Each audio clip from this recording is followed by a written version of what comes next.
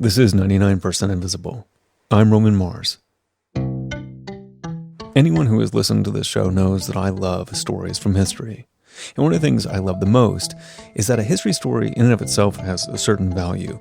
But what's amazing is how much the current situation that you're hearing the story affects how it's understood. It's like adding a musical score to a scene in a movie. The mood of the current moment changes our interpretation of everything. This is all leading me to introducing you to a brand new history show that we have premiering today from Radiotopia. It's produced and hosted by the immensely talented and recently mustachioed Jody Avirgan, who you may know from ESPN's 30 for 30 podcast, and he was the host of the 538 Politics podcast for many years. I am a huge fan of Jody. I'm so excited he's joining the team. And so on this episode, I'll talk with him and premiere 2 episodes of his new podcast, This Day in Esoteric Political History. Hey, Jody. Hello there, Roman. So for context, we're talking on Friday, March 27th, each in our respective homes, me in California, you in New York City. And we're going to talk about your new show on Radiotopia. That's right. I'm really excited to join Radiotopia. I just want to confirm, though, I'm recording in my bedroom, which has 2 windows. You're recording in your bedroom, which I believe listeners learned in a previous episode has 5 windows. It has I just want to make sure. 5 windows. I live on the corner. And my bedroom is on the corner of the house, and so it has 5 windows, which makes it very good for sun, very bad for recording. Quite to tell you the truth. I thought both of those things. I got immediately jealous, and then I got immediately started to do the calculus of how is he making this room quiet. But it was brave of you to admit. It was brave of you to admit as much on a national radio show. But anyway, the task at hand. Yes, I'm joining Radiotopia, which I'm incredibly excited about. We're doing a new show that's called This Day in Esoteric Political History. Basically, a couple times a week, I'm going to get together with a historian, Nicole Hemmer, and we're going to have special guests along the way as well, and look at one moment that happened on that day in political history. And the show is going to be short. It's going to be under 10 minutes each time. And we're just going to try and kind of pick a bunch of moments, big and small, that are either interesting stories, but I suspect will also have some things to teach us about this moment that we're going through right now. Yeah.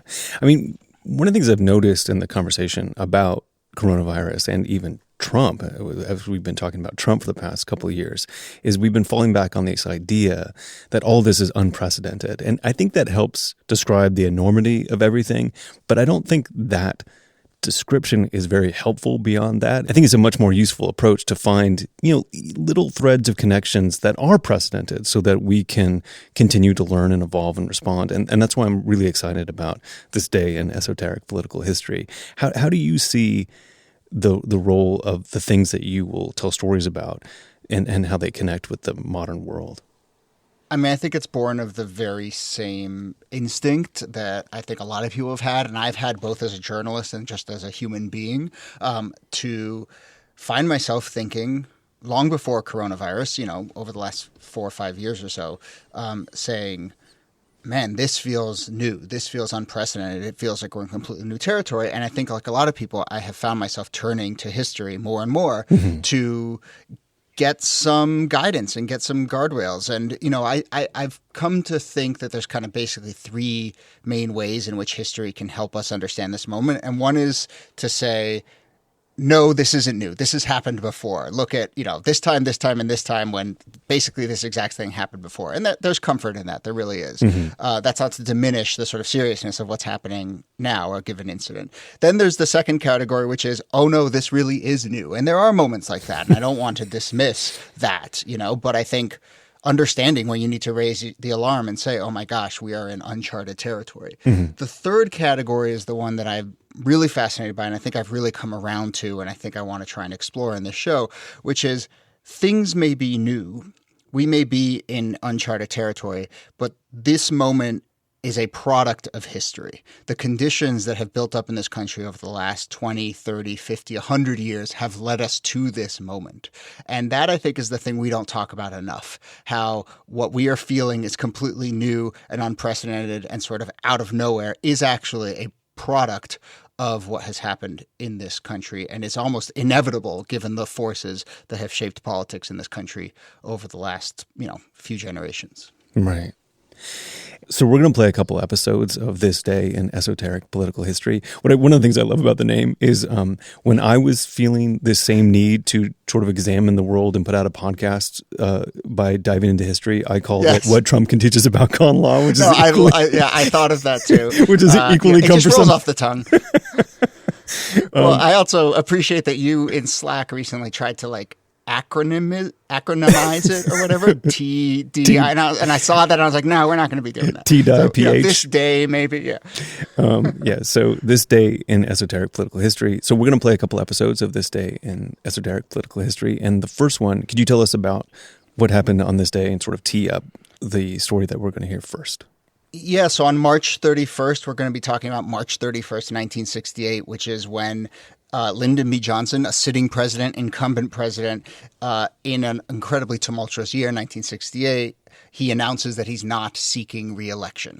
We're going to be visiting 1968, I suspect, a lot over the course of this series, but this was obviously a big event when a president, only the second time ever that a president says he's not going to seek re-election, and it just sort of gives us a sense for what it feels like to be in the midst of a really tumultuous year, and I think we're certainly feeling that right now. Okay, let's hear it. Hello and welcome to This Day in Esoteric Political History from Radiotopia. My name is Jody Avirgan. This day, March 31st, 1968, LBJ's surprise announcement that he is not seeking re-election. We're joined, as always, well, this is the first time actually, but we're joined by Nicole Hemmer of Columbia. Nikki, I'm very excited to be doing this series with you, and this is our first episode. Hi. Yeah, I'm really excited about it. So I know we call this show Esoteric Political History. We will hit all sorts of different types of stories, but this is obviously a big moment, a president announcing that he will not seek re-election. And I guess one thing is I can hear our more lefty listeners here in 2020, maybe a little hopefully saying to themselves, wait a minute, an embattled president in a moment of crisis, you can just announce that you're out, that you no longer want to run. How often does this happen? Yeah, it doesn't happen very often. Don't get your hopes too high. Fair enough. I think it happened one other time with Truman. And like LBJ, he had a little bit of extra time at the beginning of his term because he was a vice president who inherited the presidency. So let me lay out some of the basics of this story, and then we'll come around to kind of what we think it means and some more. But LBJ made this announcement at the end of a 40-minute address from the Oval Office. It was ostensibly an update about the Vietnam War. But then at the end of his address, he famously says, I shall not seek and will not accept the nomination of my party for another term as president. He'd, as you mentioned, taken over for Kennedy after the assassination in 1963. He trounced Goldwater in the 64 election. What else? The Civil Rights Act, his domestic agenda. But by this point, Vietnam is really the thing that is sort of swamping his presidency, right? Yeah, it's something that I think is hard to wrap our minds around when we've been at war for 20 years now. And the wars that we're in just don't intrude in most people's daily lives. Yeah. But Vietnam was a lot different. It was part of people's daily lives. They would listen to a 40-minute address from the president, and it affected everything that was happening in America at the time. Well, you know, I'm having conversations with my parents these days, and with this pandemic, they're sort of talking about how this is the first time in a long time since Vietnam where they have felt like there's an issue that is touching every American. I mean, the story of war, I'm sure we'll track this over the course of the show, but the story of war is that it has become more and more separated from the lives of daily Americans. I think that's such a good point, because even something like the September 11 attacks, which I think most Americans had a really visceral reaction to, were localized, right? It was Pennsylvania, New York, and D.C., and the actual events were only taking place in small parts of the United States, whereas this is going to come to every city and town in America. So a little more about this announcement by Johnson. He had health issues. He had gallbladder and kidney stone surgeries, heart issues. He actually died 4 years later. He had apparently come close to making this announcement in October, December, and January, and finally did it here. There's reporting that it wasn't in the advance text. So, I mean, the circle of people who knew this was incredibly small, and it really did come as a shock. I heard some people even thought it may have been an April Fool's joke because it happened on March 31st. Right. I mean, I think that it was far too serious a speech for it to be an April Fool's joke. But that would be a pretty messed up April Fool's joke. It would be. And things were pretty dire when it came to Vietnam at that point. I mean, just a few months earlier, the Tet Offensive had been launched, which really showed Americans that the war was not going their way, and also that military and political leaders weren't telling them the truth about the war. And that had a real effect on Johnson's approval ratings. Here he is starting up his bid for re-election, and his approval ratings at the time of the speech were something like 30% of people approved of him. It was really low. But then what happens when he announces that he's not going to seek re-election? All of a sudden, people love him.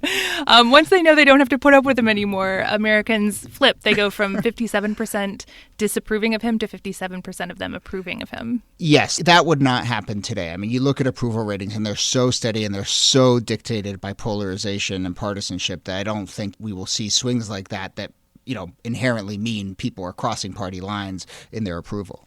Yeah, I mean, that's been the remarkable thing about the Trump presidency is how stable his approval ratings have been throughout. If you go back earlier in the mid-20th century, you saw wide ranges of approval, and you saw presidents like Dwight Eisenhower, who was a Republican, pretty regularly getting 70% public approval. So it was a very, very different time then. Yeah. So in his remarks, he kind of hints at this thing that got me thinking about the fact that he has to focus on all of the challenges before him. And then he is also being asked to run for re-election. And he basically says, I can't do both of these things. So I am going to try and do my job until the end of this year. And someone else can decide to campaign. What does it mean that we ask these presidents to campaign in their last year in this way? The crises of the world don't care that it's an election year. They just show up, and they can show up in the last year of a presidency as easily as they can show up in the first year. It's an extreme challenge to both juggle the presidency, which in the right hands is a full-time job, and then layer over campaigning on top of it. It's hard to do both really well and to not confuse the two. I mean, I think that's where people often get in trouble is when you have to deal with a major crisis, but now you also have to go speak to deep-pocketed donors at a $5,000 a plate fundraiser somewhere. Certainly, I think we have a president now who thinks he's at his best when he's in campaigning mode, and I think thinks of everything basically as a campaign.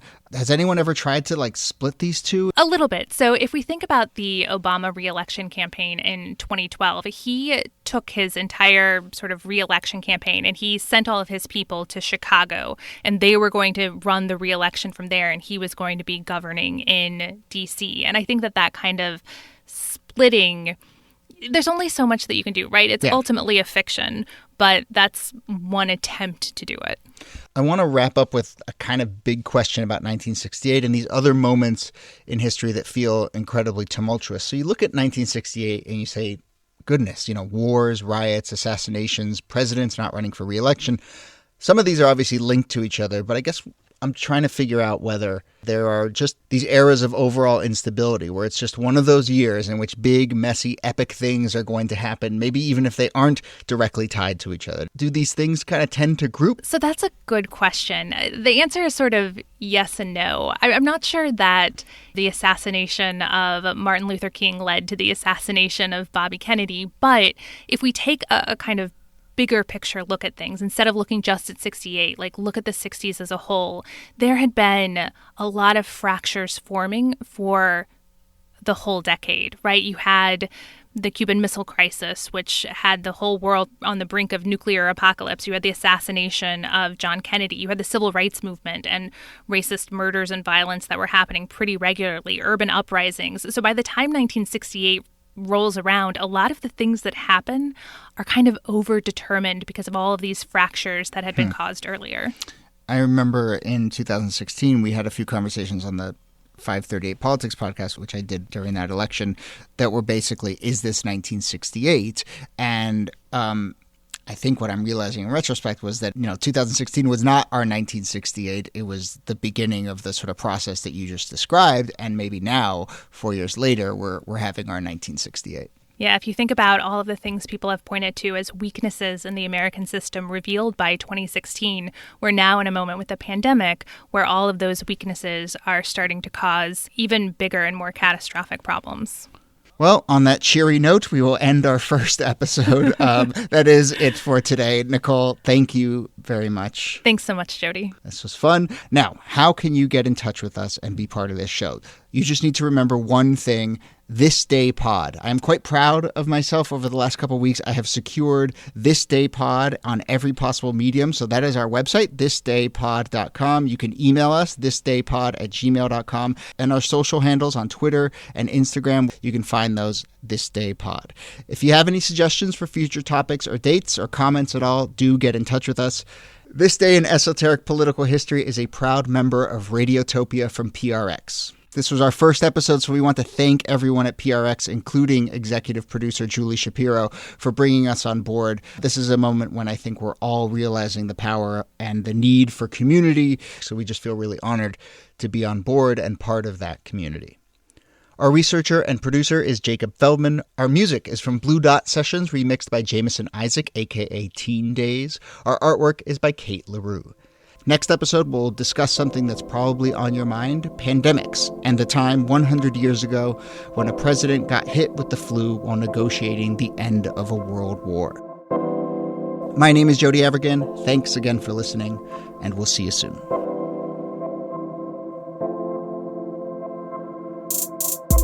With America's sons in the field far away, with America's future under challenge right here at home, I do not believe that I should devote an hour or a day of my time to any duties other than the awesome duties of this office.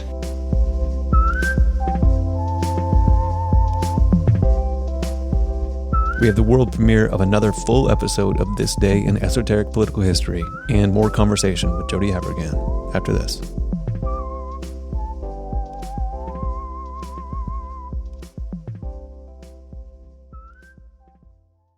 So could you describe the second episode, which is really relevant to the time we're in right now? Yeah, so our second episode, which is coming out on Thursday, April 2nd, we'll play it for people here now, is about when Woodrow Wilson got the flu in 1918 as part of the influenza pandemic of 1918. Actually, he got it in 1919 on April 2nd.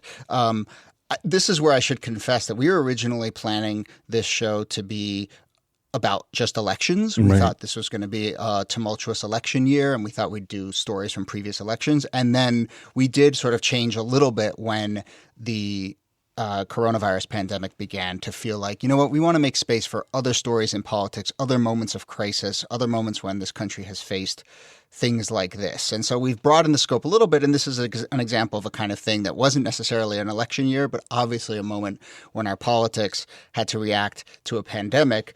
And, you know, I think one simple reminder is that Wilson got the flu, the president of the United States got the flu basically a full year after the pandemic had started. And it's a simple reminder that these things come in waves and these things go for a while. Yeah. Okay, let's hear it. Hello and welcome to This Day in Esoteric Political History from Radiotopia. My name is Jody Avirgan. This day, April 2nd, 1919, Woodrow Wilson has the flu. The influenza pandemic is sometimes called the 1918 flu pandemic. It started in spring 1918, but it was the second wave, as we are all learning, in the fall of 1918 that was the most devastating, with the disease spreading into 1919.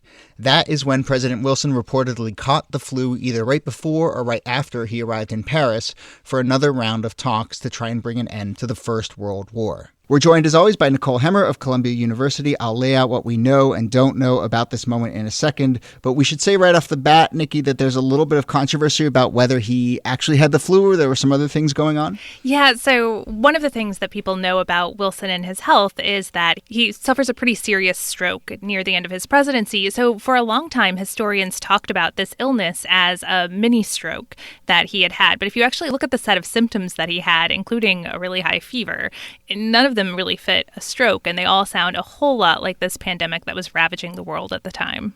Yeah, I mean, by all accounts, and we'll talk a little bit about what the ramifications of this were, but he was very out of it. He was fever-struck. He was sort of deteriorating rapidly over the course of these negotiations in Paris. One thing that's interesting is that it was underplayed at the time, I guess. You know, there was these questions about whether it was actually flu, but did they try and cover this up, or was it just that sort of reports were murky? Like, what did people know at the time? Yeah, so when this was first reported, it was just reported that he had a cold. And this probably isn't surprising. I mean, was it a cover-up?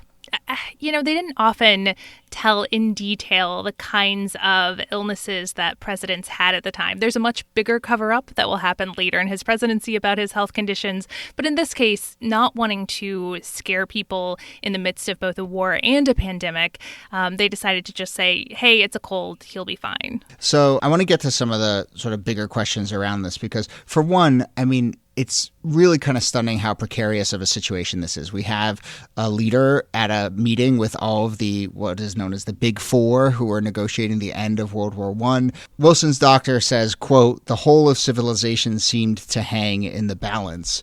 Is that a doctor being a little dramatic when he's writing his memoirs? Or, I mean, is this really one of those moments? This is really one of those moments. I mean, here it is after the most devastating war that the world really had ever seen. And now they're trying to figure out how to bring it to a close. And somebody like Wilson would have been the perfect person to have at that table. This is something he had been thinking about, how to win the peace for a really long time. And now he shows up at the peace table and he's kind of a mess. Yeah. And I mean, it's like, it comes down to the fact that he just can't concentrate as well as he normally would. He doesn't bring it. And it's a reminder that, we elect these people and we're electing real people who have to go into real meetings with other real people, and what they say and how they behave in those actual meetings is just as important as, all the policies and all the track record and all that stuff. It comes down to the sort of behavior in that moment. And I mean, there are sort of theories about the fact that World War I may have ended very differently had Wilson been on his A game, in particular with regards to what happened to Germans. Yeah, I mean, one of the things that Wilson really wanted was a gentle peace with Germany. He was really worried about a vindictive peace that would be about score settling, because he knew that they needed to rebuild a peaceful, functioning, cooperative Europe after this if they were going to maintain peace beyond the end of this. And it was something that normally he would have pushed for. I mean, the flu is part of it. He also gets delivered a pretty devastating blow in the midterm elections of 1918, where Republicans sweep. And so there's a sense the country doesn't necessarily want everything that Wilson wants. But I mean, Jody, you've had the flu before. Can you imagine going to this table with the three other leaders of these countries and barely being able to sit up, much less, argue forcefully for the thing that you believe in? So one big question, I mean, this is sort of stating the obvious, but I kind of want to end on this note, but you don't get to choose when pandemics hit, right? And I think it gets to this larger theme that, so much of a presidency is defined by things you can't plan for. And it's really about how do you react in that moment. And I mean, this seems like a perfect example of that. Yeah, I mean, the tendency at the time was the right thing to do is to downplay what's happening because people have just come through this horrifying war. The last thing that they need is to be told that there's this other invisible enemy that's going to kill millions of them. But of course, what we learn from it is when you don't have a handle on it, when you don't tell people what's happening, it actually just leads to even worse outcomes. And that's what happened. I mean, the press at the time was censoring news of this pandemic. And that's not the only reason that millions and millions of people died, but it was a contributing factor. So I guess one more question on the flu itself. I mean, if the public had somehow known, I guess this happens relatively late that he gets it, but I'm trying to imagine, do these moments where oh my gosh, a president got this, do those break through? I mean, do those make a difference? I think they do make a difference in the sense that you see that no one has the power or the money to avoid it, right? It's one of those things that you can't negotiate your way out of. We're all vulnerable to it. I do think it's fair at the same time, though, that seeing a president stricken with something like this can scare people, particularly at a time when they're already pretty scared. It can be destabilizing.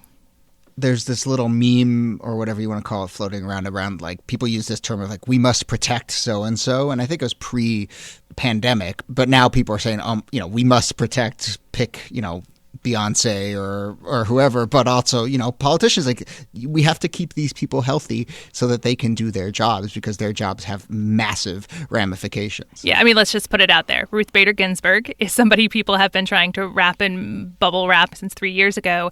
And again, like, it's been a powerful meme to say, like, do you want to be the person who gave this to a person who gave it to Ruth Bader Ginsburg?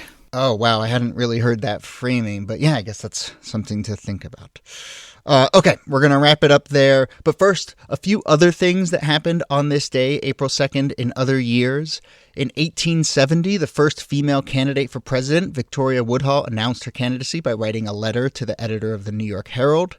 1917, Janet Rankin was sworn in as the first female congressman. And in 1964, on April 2nd, Malcolm X gave his ballot or the bullet speech. So every once in a while, we'll give you a taste of other things that happened on this day. By the way, this is what we're doing on our social feeds as well, posting a few times a day about other things that happened. So make sure you check those out. All right, Nicole Hemmer, thank you as always. This was great. Thanks, Jody. This Day in Esoteric Political History is a proud member of Radiotopia from PRX. Our researcher and producer is Jacob Feldman. If you have any ideas for an upcoming topic or a date, get in touch. You can let us know a specific date or just a rough topic that you want us to talk about, and we can find a peg for it. You can email us thisdaypod@gmail.com. There's also a contact form at thisdaypod.com. Next episode, we're jumping to the more recent past, 2008, Barack Obama and a comment he made about rural voters that may have said a lot about where politics was going over the next decade.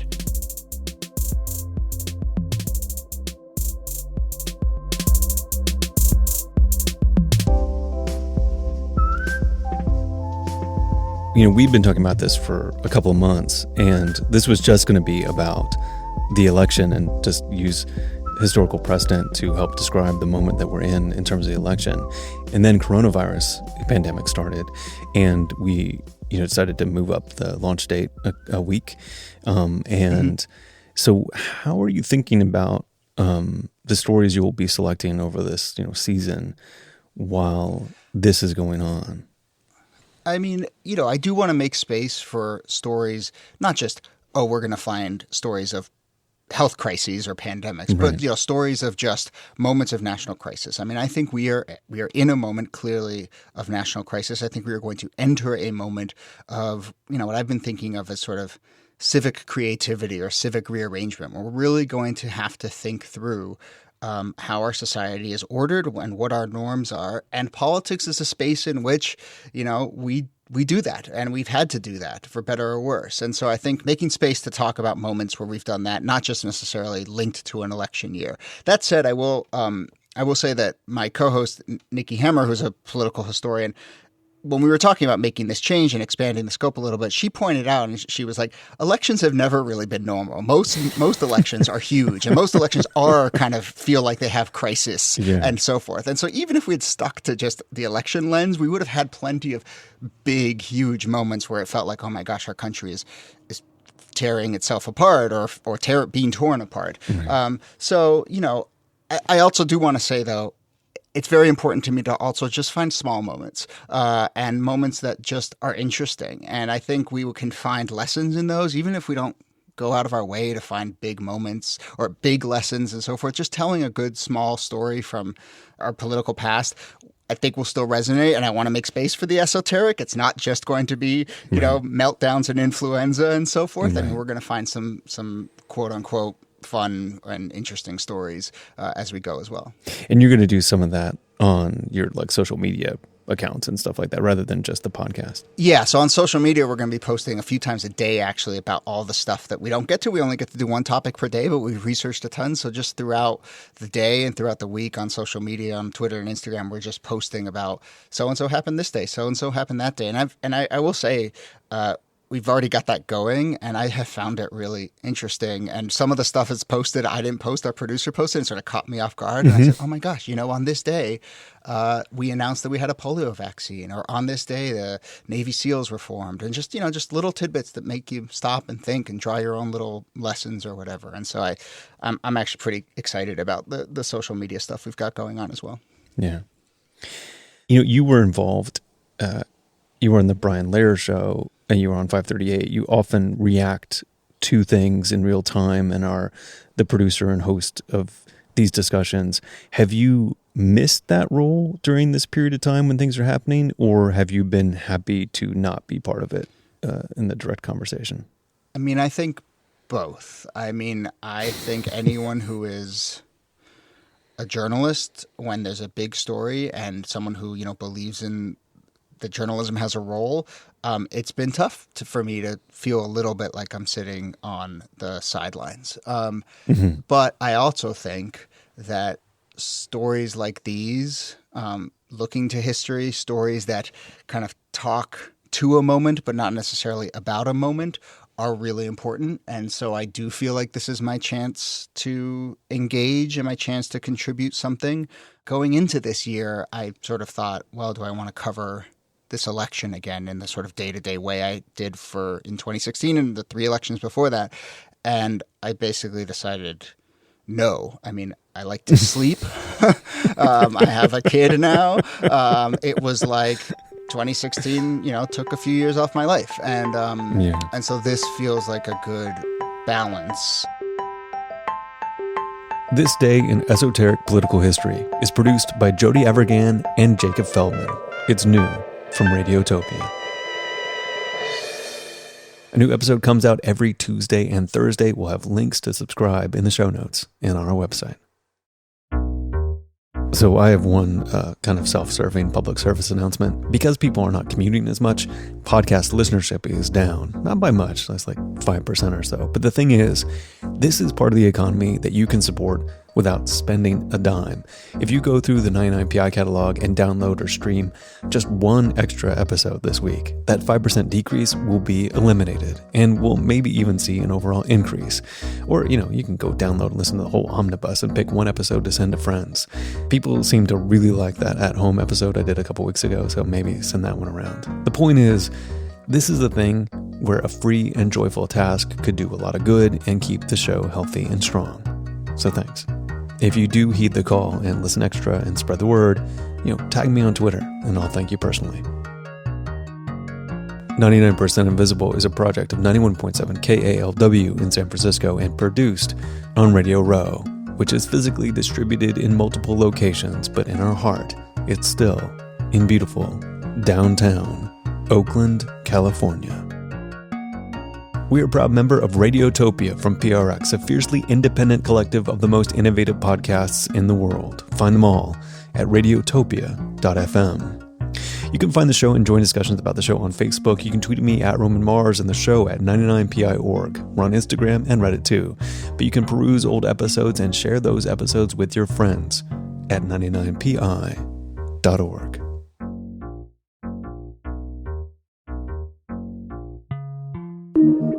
Radiotopia from PR.